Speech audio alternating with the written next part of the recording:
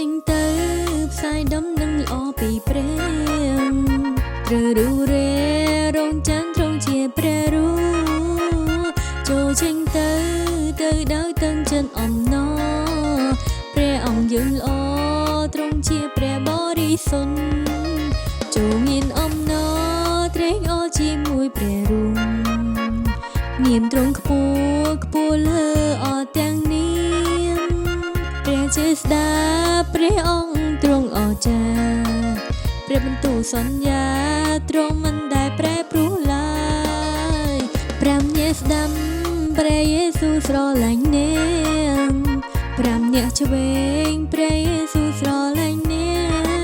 ក5នាក់ក្រោយព្រះអង្គគង់ជាមួយអ្នក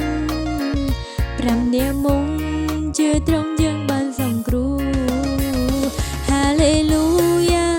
ទ្រង់គង់ជាមួយយើងហាឡេលូយ៉ាគង់ជាមួយយើងរាល់ថ្ងៃហាឡេលូយ៉ា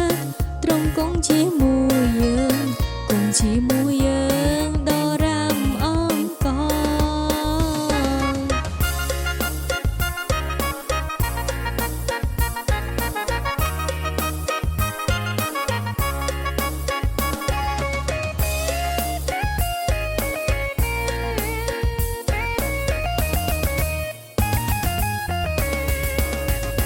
ចូលចេញទៅ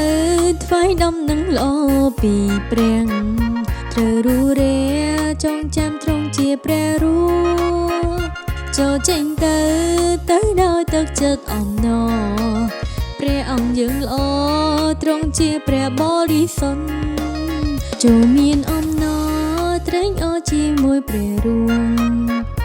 នាមត្រង់ខ្ពស់លើអទាំងនាមព្រះចេស្តាព្រះអង្គទ្រង់អស្ចារ្យព្រះបន្ទូលសន្យាទ្រង់មិនដែលប្រែប្រួលឡើយ5នាក់ស្ដាំព្រះយេស៊ូវស្រឡាញ់អ្នក5នាក់ឆ្វេងព្រះយេស៊ូវស្រឡាញ់អ្នក5នាក់ក្រោយព្រះអង្គគង់ជាមួយអ្នក5នាក់មុខជឿត្រង់យើងបានសង្គ្រោះហាឡេលូយ៉ាទ្រង់គង់ជាមួយយើងហាឡេលូយ៉ាគង់ជាមួយយើងរាល់ថ្ងៃហាឡេលូយ៉ាទ្រង់គង់ជាមួយយើងគង់ជាមួយយើងដល់រាមអង្គ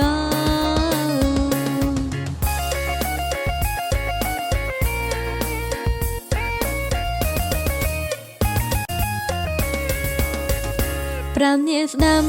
ព្រះយេស៊ូវស្រឡាញ់អ្នក5នាក់ឆ្វេងព្រះយេស៊ូវស្រឡាញ់អ្នក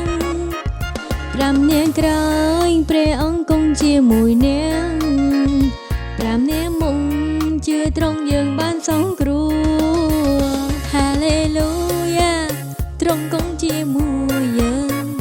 ហាឡេលូ